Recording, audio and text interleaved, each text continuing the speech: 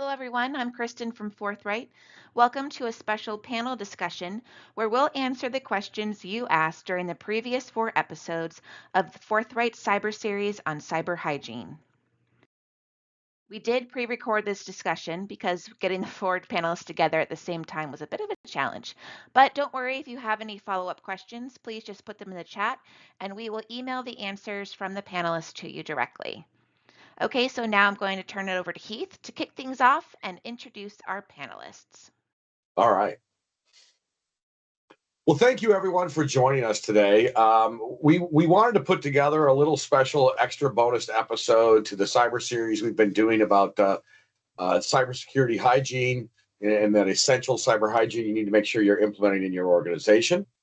I'm Heath Geeson. I'm the CISO here at Forthright, and I have a background in working with many different organizations across different areas. I have recently been working in operations at a couple different large security organizations. And when the opportunity came along for me to join Forthright and to help improve our security practice internally and to bring some of my background and knowledge to our clients, I was very excited about doing so. So I'm glad that we're getting a chance to do this and kind of answer some of the questions that have come in over the course of our cyber series. If you haven't had a chance to see those, I encourage you to do so. You can go to success.forthright.com/cyber series, and you can review the 4-part series we did on essential cyber hygiene. That said, I'm going to turn things over to Frank Marino, our COO, and let him introduce himself. Frank? I'm Frank Marino. I've been with Forthright now for about 18 years, give or take, and I've been running all the services that come out of Forthright. We've expanded those services over the last several years to enhance our security practices. Day-to-day activities are just ensuring that the good people here are doing great things. So I'm excited to be part of this series and talk about what we've seen in our own use cases. One of the areas that I've been working on myself is making sure that security is more of a enabler and not getting in the way of getting things done. I'm all about getting things done. With that, I will pass that over to Rory. Thanks, Frank. So I'm Rory Sanchez. I'm the CEO at Forthright Technology Partners, and I'm excited to be here with probably the 3 guys that I would turn to when I need either something having to do with cybersecurity, technology in general, a GRC being governance, risk management, and compliance. You're the guys that help me to understand the complexities of all the things that are going on out there. So, Heath, thanks for doing the cyber hygiene series, and thanks for putting this together. Last but not least, let's get an introduction from Tim Marley. I've got this cable here that I have to do something with. Tim Marley, one of the favorite people who I've worked with in my career. Tim, if you'll introduce yourself. Absolutely. Tim Marley. I am not with Forthright, but have been a cybersecurity leader for the last 20 years and IT leader for over 30. Whether it's vCISO, fractional CISO, IT GRC, IT security, and compliance assurance, I'd like to say I've seen and done it all. I've certainly seen and done a lot. And it's a pleasure to be here. I do have very fond feelings for both Rory and Heath, and not that I don't towards Frank. I just haven't had the pleasure of working with Frank up to this point, but certainly have had a wonderful relationship with Rory and Heath, and I'm excited to be here and contribute any way that I can today. Thanks for including me, fellas. Tim, you're in good hands. I've known these guys actually longer than I've known you. It seems like Heath and Frank and I probably go back, I don't know, at least 20 years. I think I've known Frank the 18 years that he's been at Forthright. It's good to have you. Good to have you here, and getting you into the family. Absolutely. Hey, so one of the questions that has come in that I kind of wanted to kick things off with is having to do with user education. The question was, what role does user education play in a successful cybersecurity strategy? Tim, do you want to kick that one off? Yeah, absolutely. our users are the front line of really of our security program, and not only our security program, but any potential problems we may have. I think everybody on the panel would agree that there are no silver bullets in security. And while we, at least in my own experience in my own career, most leaders have come to me looking for technical solutions or deploying a tool or deploying a solution, and that's a great start. If we don't educate our people on how those tools work and the importance of those tools, then it doesn't matter what solutions we deploy. Users are very smart, and they'll find a way around those solutions. I'll give an example. I said I've been in IT for over 30 and security over 20, and in one of those roles, I worked with a large health science center, a school that had thousands of medical students and hundreds, almost thousands of doctors.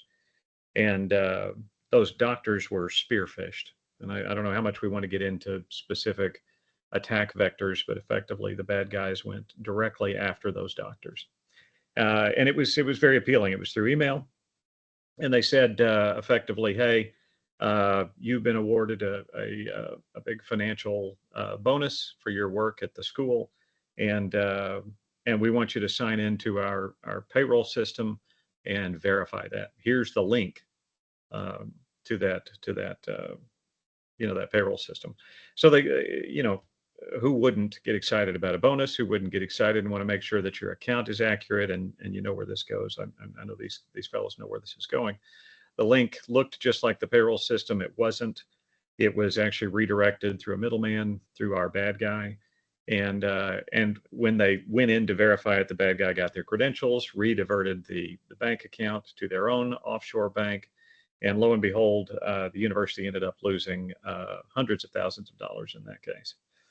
And again, I won't berate this or take up our whole time, but these are key individuals in the organization that had been through training, but still managed to get around some very good controls that were in place.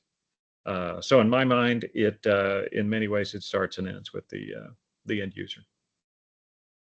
These things have gotten so good, right? We work in cybersecurity, and yet every day, one of us, if not all of us, like we get an email, and you look at the email, and you want to click on it, right? Like you see the email, I go, I know this is a phishing email, but damn, it looks good, right? It looks like the real deal, and sometimes it's a compelling story. You want it to be true, right? You want to click on it. You want this to be true, so it's amazing, right?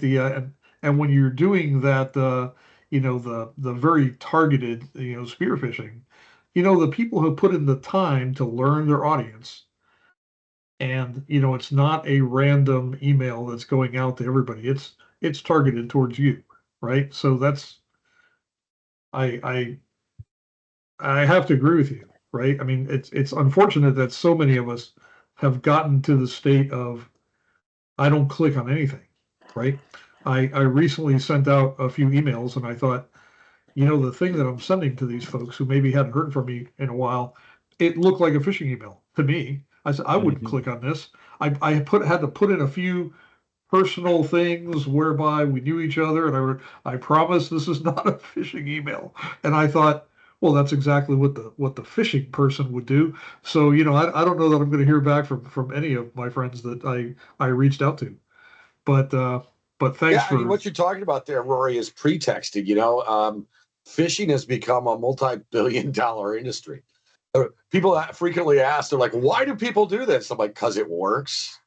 Right? The underground, the black arts businesses of the world still make lots of money on it. They have no problem spending time researching people, going up on Facebook and seeing, oh, I see Joe over here is connected to Sally over here. Oh, I see they had dinner a few weeks ago. Hey, Joe, remember that fish you got when we were out at that restaurant? So it's really becoming, something you really got to be vigilant and stay very aware of, and look at all of those key indicators on an email to see if it's a phishing email or not. And when in doubt, don't click. Right? Yeah. If I can, one of the areas that I've worked on a lot at Forthright is our UX and design practices. And when we add security to that, we always look at things from the lens of the user. And so when you think about any kind of user specific training, you think about the context of where they're at and, you know, what they're in the middle of. And it's gone to that point, Rory, where you were just discussing, you almost, you know, it could be bad and you want to click on it because that's your own interest. But I think in a typical situation for a person that receives these things, they're just innocently doing their job. And so, you know, if your boss were to hit you up and ask you for a piece of information, right? And we could say, well, that seems like egregious or outside of the norm, whatever. In many cases, these are multi-level attacks, and they'll actually use a series of information to then build up to a bigger story. And these are some of the best marketers in the world, these threat actors. They know how to get your attention probably better than anyone else. And then not to go down this road, but you start throwing in the concept of generative AI. You know, a lot of my clients, you know, will tell me things like, well, they're not looking to attack me. I'm like, they don't have to. That's the thing. It's not a, what it used to, you know, what we used to say is like a spray and pray, whoever answers. At this point in time, you attack everyone and the numbers go up. They don't go down, you know. So Sure. I was looking this up, to your point, Frank. I was looking this up before the panel, and I don't know. There's the IBM has the X-Force, and Symantec has their group as well, but they're both in agreement that you know, we all consider what BEC, right? Business email compromise is not only the leading factor of compromise, but it's almost 100%. It's well over 90%, depending on who you ask. I'm talking 96 to 98% of all compromises begin through some form of email attack, and that's why we berate our users to the point of almost making them angry. But again, it goes back. I would say this even with my own family. The last time I told my wife, please don't open attachments or click on links, she got very angry at me. You know, why are they sending it to me if I'm not supposed to open it? So even in our own homes, even, and I don't know about you guys, but I'll admit that I've clicked a link or two that I shouldn't have clicked in my career, and fortunately had the tools that stopped it. But it's human nature. To your point, Heath, that's why it works. That's why they do it, because it works. Right. You know, not only is it responsible, you know, almost 100%, but we used to say it's 100% effective, right? And this is again where user training comes into play, because if you email, you know, a large company, right, a couple of thousand people, you're almost guaranteed somebody's going to click, right? I think that's getting better all the time, but we used to say, oh, it's 100% effective. How can that be? Well, if I guarantee you, at least at the time, if I was to send a compromised email to all your users, and you have, you know, 1,000, 2,000 users in the organization, it's just about guaranteed that somebody would click what they weren't supposed to, and then, you know, now the bad guys have, you know, some sort of access into your systems. So along those lines, Heath, someone had asked that you had mentioned or talked about user education, user training a few times. So the question was, hey, how do I implement this in my organization without putting in undue burden on the user's time? You know, our team members already are busy. Everybody has full-time jobs. Are we now expecting them to also be cyber hygiene experts? What do you have to say there?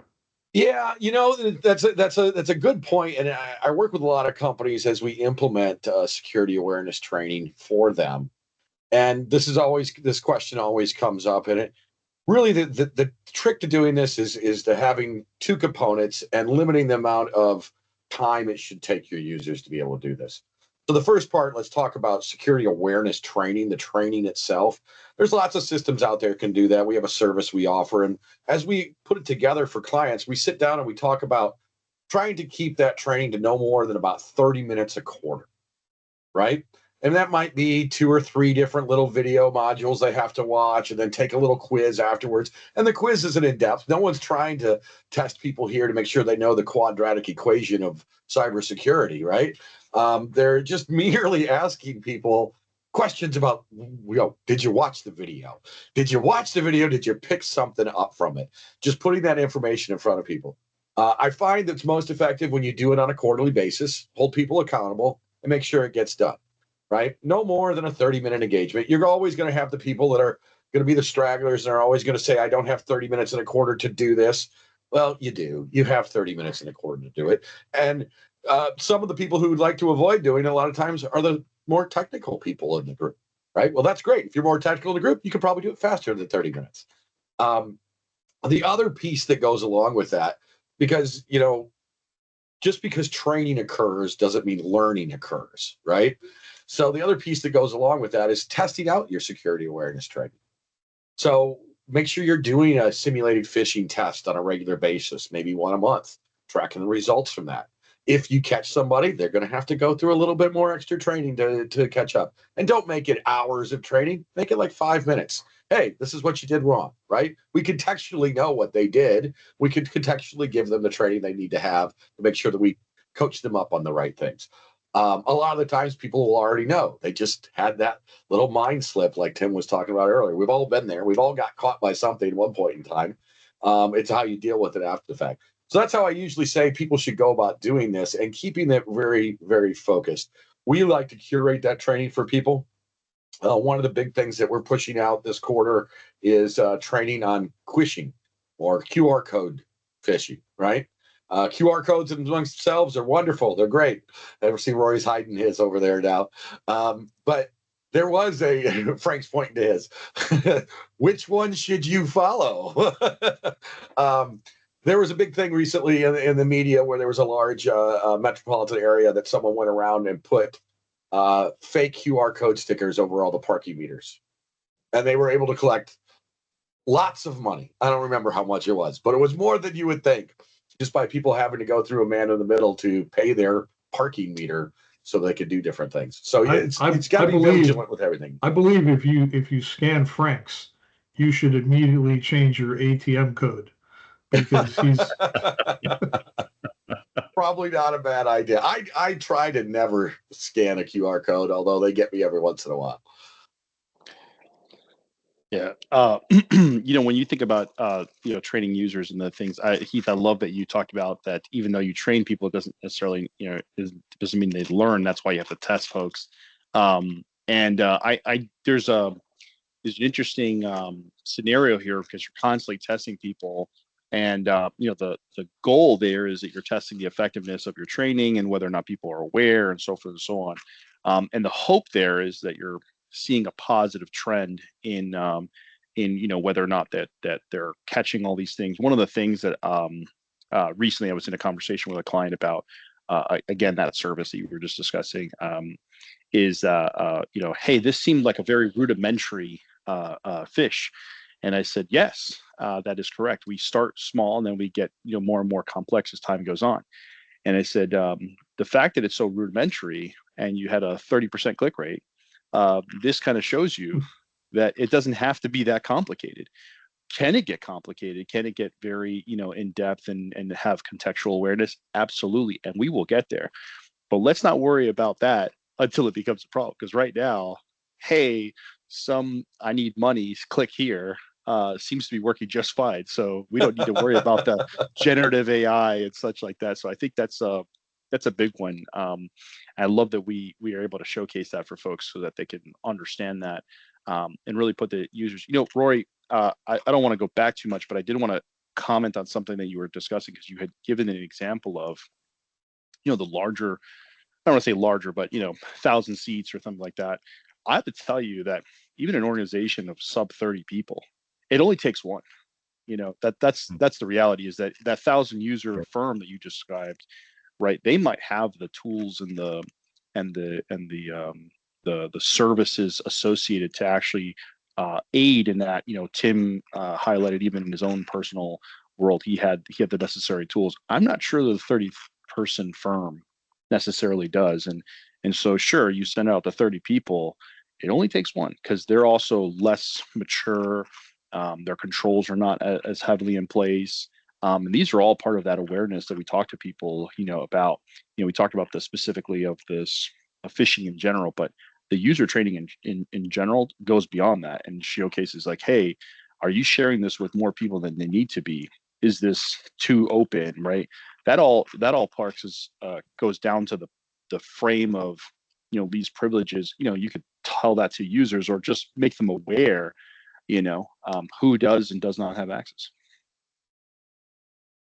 You know, and there was a time when a 30 user company, right? They were all in the same office, right? If some of this stuff was going on today, hey, Frank, did you just send me this email? No, right? But you know, it started during the pandemic, and more people are remote.